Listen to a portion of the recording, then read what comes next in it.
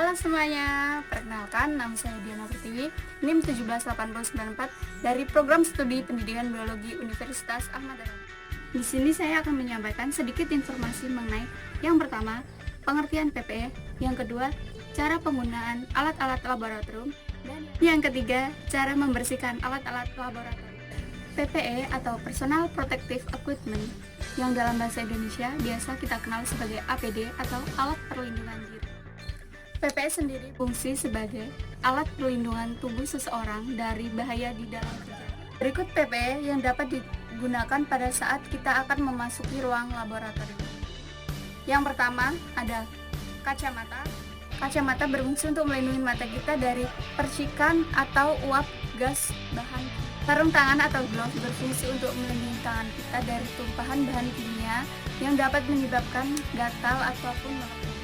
Yang ketiga ada masker yang berfungsi untuk melindungi hidung atau pernapasan guna untuk mencegah debu-debu yang masuk ke dalam pernapasan kita serta gas-gas beracun yang ada di laboratorium yang dapat mengganggu sistem pernapasan kita.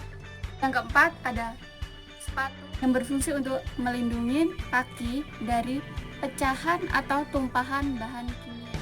Yang kelima ada jas lab yang berfungsi untuk melindungi tubuh kita dari tumpahan bahan kimia atau api sebelum mengenai. Kegunaan alat-alat laboratorium. Yang pertama ada Erlenmeyer yang berfungsi sebagai tempat mereaksi bahan kimia dan untuk menempatkan larutan yang akan dititrasi. Yang kedua ada tabung reaksi berfungsi sebagai tempat reaksi larutan dan tempat pengembangbiakan mikroba. Ketiga, ada labu ukur berfungsi sebagai tempat pengenceran larutan dengan volume tertentu. Keempat, ada glass beaker berfungsi sebagai pembuat larutan dan untuk memanaskan larutan. 5. Corong berfungsi sebagai alat bantu untuk memasukkan larutan ke dalam wadah yang ukurannya kecil. 6. Petri dish berfungsi sebagai tempat penumbuhan mikroba pada analisis mikrobiologi. 7. Kerak kayu, tempat menyimpan atau menata tabung reaksi dan mengeringkan tabung reaksi. 8. Penjepit kayu sebagai penjepit tabung reaksi pada saat pemanasan. Mortar dan alu untuk menghancurkan atau menghaluskan bahan yang bersifat padat atau kristal.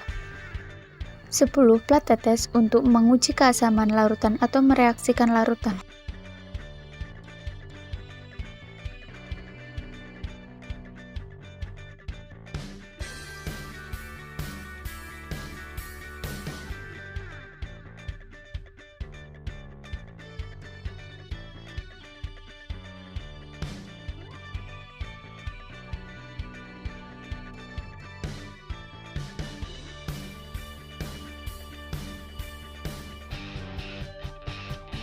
Nah, itu tadi sedikit informasi yang dapat saya sampaikan.